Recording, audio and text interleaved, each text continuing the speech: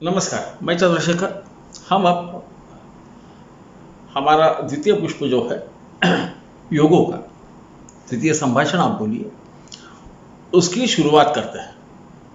पिछले पुष्प में हमने देखा कि योग है क्या। योग ये हमें मालूम है, दो कुछ चीज़ों का इकट्ठा होना है, जिस दिशा में उसे मोड़ो उस दिशा में जाना, इसी को योग कहा जाता है। युज शब्द से उसकी उत्पत्ति है। यहाँ तक तो ठीक है। हमें ये भी मालूम है कि कुछ विवक्षित भावों में और एक दूसरे से कोई अंतर रख के या किसी परिस्थिति में जब योग होता है तो वो कुछ हमें फल दे सकता है। वो भी तब देगा जब उसकी उन ग्रहों की दशा चालू होगी। ये भी हम समझ सकते हैं। वो यदि नैसर्गिक शुभ ग्रह है और तात्कालिक भी शुभ ग्रह है, यानी उनके भाव स्वामित्व की वजह से वो यदि अपनी दशा में अच्छे फल दे सकते हैं तो उनसे भी हमें लाभ होगा, ये हम समझ सकते हैं। इसीलिए केवल ग्रहों का साथ में होना इसका मतलब योग होना ऐसा न समझे। ग्रहों के अनेक प्रकार के संबंध हो सकते हैं, ये भी हम पिछले पुष्प में देख चुके। अब हमें ये देखना है कि हम अब शुरुआत कर रहे हैं सूर्य से। सूर्य का जिस योग में होना अनिवार्य, अनेक योगों में सूर्य की जरूरत रहती है, परंतु कुछ योग जो है वो केवल सूर्य के ही परिप्रेक्ष्य में कहे गए हैं। उसे मैं सूर्य योग कहता हूँ, सहसा सूर्य योग कहा जाता है उन्हें। सूर्य का क्यों मैंने चयन किया? सहसा चंद्र से शुरुआत करते हैं। मुझे सूर्य इसलिए लगता है कि ऐसा कहा गया है कि हिरण्यगर्भ भगवान एष छंदसि पठ्यते आदित्यो सर्वभूतात्मा, आदित्यो सर्वभूतत्वात् प्रसूत्या सूर्य उच्चते। सब भूतत्व में जो शुरू का तत्व है वो सूर्य है। वो आदि होने से उसको आदित्य कहते हैं, और उससे प्रसूत होने की वजह से उसको प्रसूति होती है, इसलिए उसे सूर्य कहा जाता है। प्रसूति काहे की होती है? चंद्र, ग्रह, राशि, नक्षत्र, इनकी प्रसूति सूर्य से मानी गई है। चंद्र, वृक्ष, नक्षत्र है ना, सर्वे सूर्य संभवा, ऐसा यदि मेरी स्मरण शक्ति अच्छी है तो सूर्य सिद्धांत में भी कहा गया है। इसलिए मैं सूर्य से शुरुआत कर रहा हूँ, तो कृपया इसे ध्यान रखिए। तो अब सूर्य के ही परिप्रेक्ष्य में कौन से योग है? तो इनमें मुख्य योग तीन कहे गए हैं। वो कहते हैं सूर्यात स्व अंत्य उभय स्थैर्य विना चंद्रम कुजादिभिः। इसका मतलब सूर्य से दूसरे भाव में स्वभाव, मतलब खुद का भाव नहीं, तनुभाव नहीं, स्व का अर्थ द्वितीय भाव, उससे द्वितीय में, उसके अंत्य भाव यानी 12वें भाव में, सूर्य से, सूर्य के परिप्रेक्ष्य और उसके दोनों ओर चंद्र विना, विना चंद्रम, इसमें चंद्र नहीं आता, कुजादि भी, ये जो 5 ग्रह हैं, कुज, शनि, शुक्र, बुध, गुरु आदि, ये 5 ग्रह हैं। पंचमहापुरुष में भी हमें उन्हीं 5 ग्रहों का संबंध दिखेगा, ये समझ लीजिए।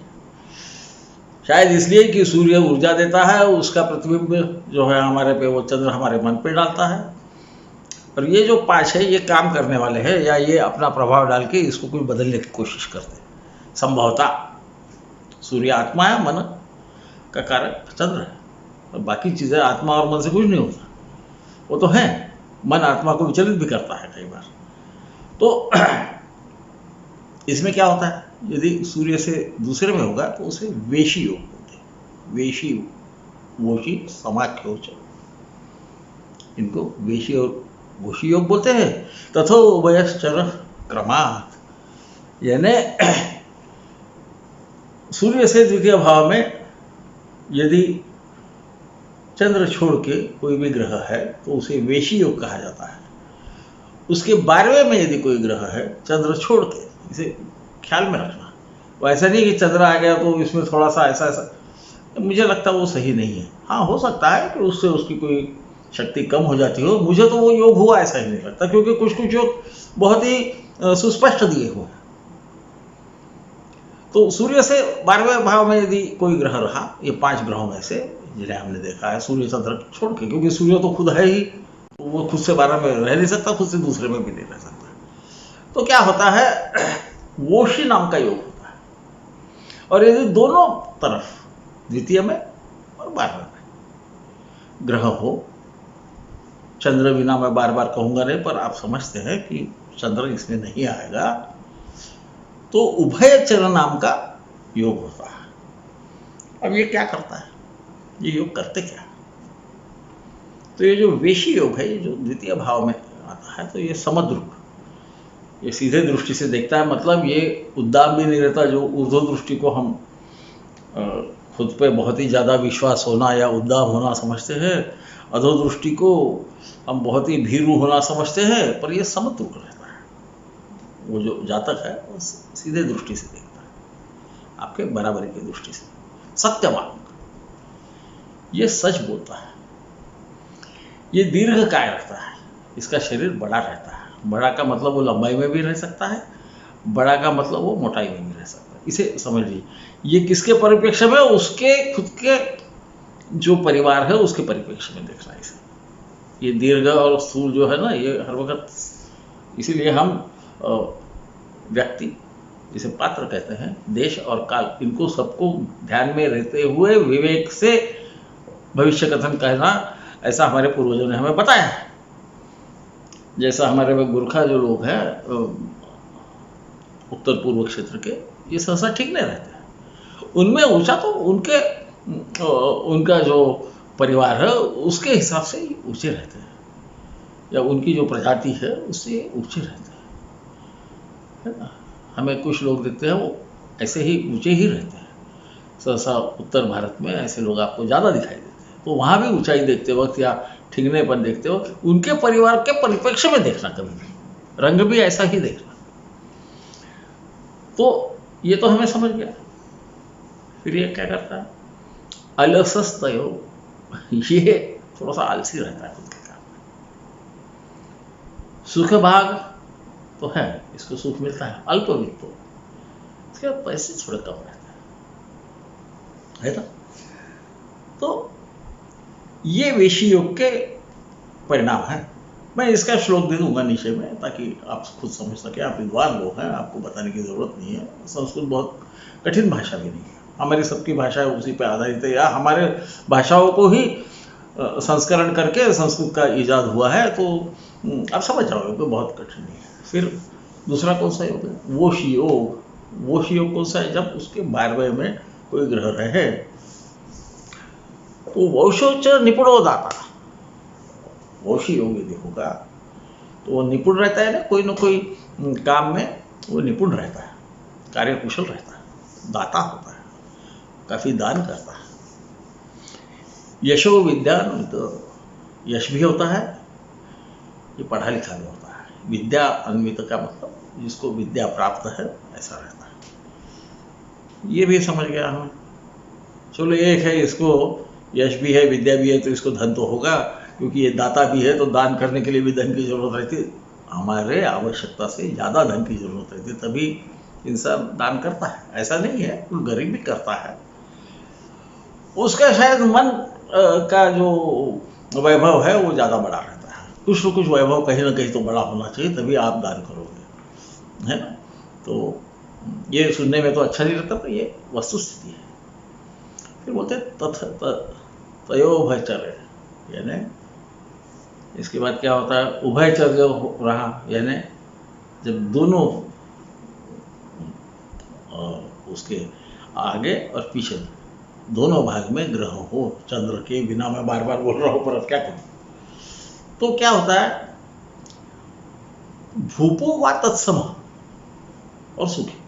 भूप यानी भू का अधिपति, यानी राजा, या उसके समान। इसका मतलब जिसे कुछ अधिकार भी हैं, जिसके पास धन भी है, धन और अधिकार और सहसा कोई न कोई कानून करने की शक्ति, कुछ नियम बनाने की शक्ति, जिसमें ऐसा जो भी होगा वो भूप होगा, वो राजा होगा, या राजा के सम होगा, अधिकारी होगा, और वो सुखी भी रहता है।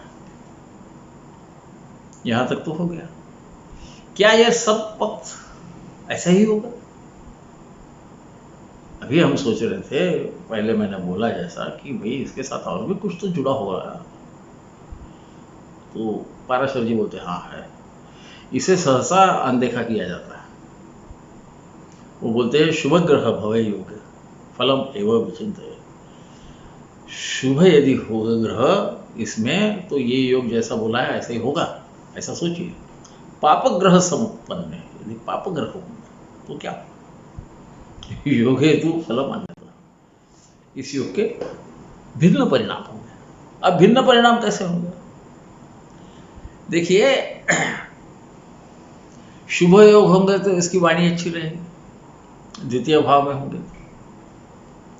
12वें में होंगे तो ये खर्चा शुभ कर्म के लिए करेगा, ये तो पक्का है।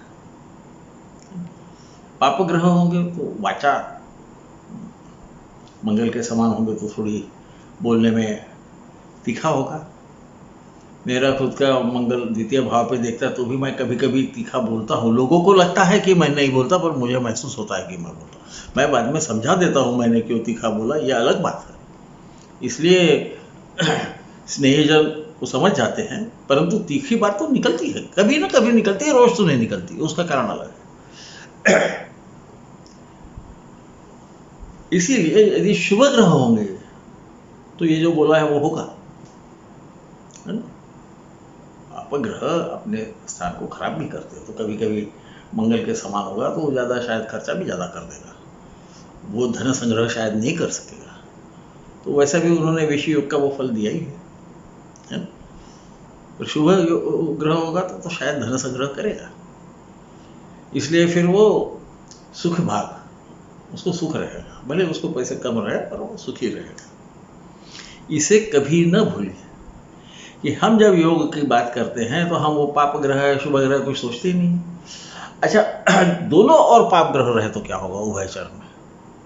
नैसर्गिक है कि सूर्य के दोनों तरफ यदि पाप ग्रह रहेंगे तो दो चीजों में कुछ न कुछ कमी जरूर होगी। सूर्य ये पिता का कारक है तो पितृसुख का अभाव होगा, या सूर्य आत्मबल का भी कारक है। इस जातक को कभी कभी आत्मबल की कमी सताएगी, इसे कभी न भूलिए। इसके व्यतिरिक्त ये कौन से भाव में होगा वो हमने योगों के पहले पुष्प में देखा है कि भाव कहाँ है वहां योग हो रहा है, उसका आधार लेके ज्योतिष ने मार्गदर्शन करना चाहिए। तो इस प्रकार से जब हम योग देखेंगे तब हम समझेंगे। अच्छा, ऐसा समझे कि एक भाव में शुभ ग्रह बैठा है, दूसरे भाव में पाप ग्रह बैठा है, तो ये पाप कर्तव्य तो नहीं, तो एक भाव तो भी उसका सुरक्षित है। खासकर उभयचरी में ये देखिएगा, वो भले खर्चा ज्यादा करेगा तो धन भी ज्यादा संचित करेगा, है ना। धन का व्यय ज्यादा करेगा तो उसके खर्चे कम होंगे। अच्छे काम के लिए यदि खर्चा करेगा तो वो शायद वो धन का व्यय भी अच्छे काम के लिए हो रहा है। तो इसे भी हमें ध्यान रखना बहुत आवश्यक होता है। जब तक हम इस प्रकार से उसे न सोचें तब तक हम योग के फलों को हासिल नहीं कर सकते। और इसीलिए मैंने ये सोचा कि इस बात को ये द्वितीय पुष्प में मैं सूर्य से इस वजह से आरंभ करना चाहता हूँ कि कई बार योगों के फल दिए रहते हैं, वो होते हुए प्रत्यक्ष में नहीं दिखाई देते। इसके 2-3 कारण हैं, उसमें से एक ये है कि वहां शुभ ग्रह है पाप ग्रह है, इसको भी हमें समझना। केवल योग है और योग के बहुत उत्कृष्ट फल दिए हैं तो वो होंगे ऐसा जरूरी नहीं है, क्योंकि एक तो योग कहाँ घटित हो रहा वहां होगा, ये भी पक्का है। वो यदि परिस्थिति न हो तो वो योग उस प्रमाण में घटित न होगा, इसे हमें सोचना है। इसे हमने कभी भी भूलना नहीं चाहिए। फिर योग कारक ग्रह कौन सा है, पाप है शुभ है, उस प्रमाण में वो देगा। यही नहीं समाप्त होता है, योग ये एक ही बार घटित होता है, उसका फल हम जिंदगी भर भोगते रहते हैं, है ना। अच्छे योग भी रहते हैं, बुरे योग भी रहते हैं, कुंडली में दोनों योग सफल होते रहते हैं उनके दशा कालों में मतलब अंतर्दशा प्रत्यंतर दशा में होते हैं। तो उस वक्त दशाएं भी हमें अनुकूल होना चाहिए। और मेरे मानने से उस समय जब योग घटित का समय आ गया है, उस वक्त उस भाव पे जिसमें ये योग घटित हो रहा है, शुभ ग्रहों की दृष्टि भी आवश्यक है गोचर में। ये सब जब इकट्ठा होगा और उस वक्त वो जातक जो है वो अपना कर्म सही करेगा, तब वो योग फलद्रुप जरूर होगा। और इसमें ज्योतिष ने उसको साथ देना चाहिए। जैसा कि शायद मैंने पहले, क्योंकि मैं कई बार एक ही बात को दोहराता हूँ, तो आप मुझे क्षमा कर देंगे, पर अब ये क्या है, इस उम्र में एक बार बार बार बताने से वो ख्याल में रहती है। ऐसा मुझे हमारे पिताजी ने बताया था, रोज़ सुनोगे तो आपके याददाश्त में पक्की रहेगी। तो मैं भी बताने की कोशिश करता हूँ। तो अब मेरे उम्र में तो सब मेरे बच्चों के समान ही है। तो ऐसा भी बोलते हैं, प्रिय पुत्रादि यत् प्रीत्या तस्मै श्री गुरुवे नमः। तो गुरु जो है उससे पुत्र के समान ही समझना चाहिए। जो भी उससे ज्ञान लेगा वो उससे उम्र में बड़ा होगा तो भी समझना चाहिए, ऐसा माना जाता है। परंतु मैं तो उस स्तर का गुरु नहीं हूँ, मैं अपने को गुरु नहीं मानता। आचार्य आप बोल सकते हैं, पढ़ाने वाला है तो आचार्य है, ऐसा आप बोल सकते हैं। पढ़ाने का भी मेरा कर्म नहीं है। मैं ये क्या आप कह सकते हैं उसे कि मुझे इसमें आनंद आता है। मुझे जो समझा है वो लोगों को बताने में मुझे अच्छा लगता है। और ये अंतर्जाल की वजह से ये हर वक्त रहेगा, लोग कोई भी उसे पढ़ सकते हैं, खुद समझ के फिर अपना विवेक का प्रयोग करके वो यदि भविष्य कथन करेंगे तो शायद ज़्यादा अच्छा होगा, लोगों को मदद होगी।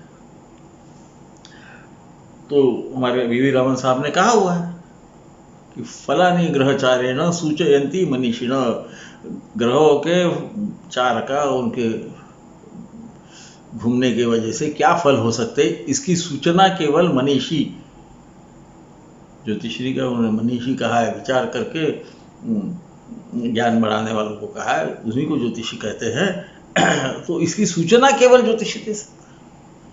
को वक्ता तारतम्य तमेकम वेद संविना, हे परमपिता ब्रह्मा, आप खुद छोड़ के किसको मालूम है सही सटीक कब और क्या और कैसा होगा। ये ज्योतिषी ने ध्यान में रखना। इसलिए उसे सलाह देने का प्रयत्न करना, उसे जो समझ में आता है वो यदि आपको जो पूछ रहा है उसको बताएंगे तो संभवतः उसे मदद होगी तो ज्योतिष का नाम बढ़ेगा।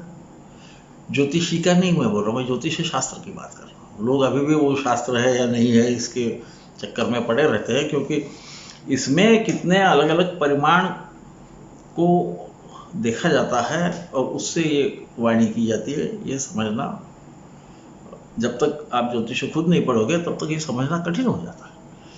इसलिए समझो आपका कभी भविष्य कथन गलत भी हो गया तो उसे मान लीजिए, उससे सीखिए कि मेरी कहाँ गलती होगी, क्योंकि इसमें बहुत सारे अलग अलग परिमाणों को एक वक्त देख के आपको भविष्य कथन करना है। इनमें कारक है जिसके बारे में हमने पहले बोला हुआ है, कारकों का भी महत्व है, भावाधिपति का महत्व है, ग्रह के खुद के स्वभाव का महत्व है ना, फिर गोचर का भी महत्व है, दशाओं का भी महत्व है, उस व्यक्ति के कर्म का भी संबंध है।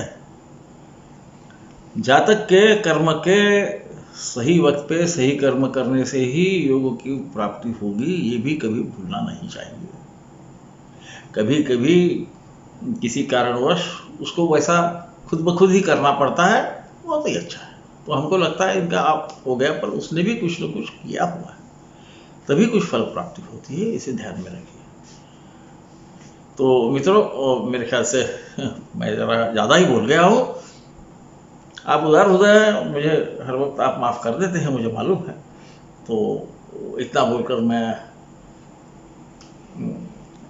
इस पुष्पमाला के द्वितीय पुष्प को यहीं समाप्त करना चाहूँगा। शुभ रजनी।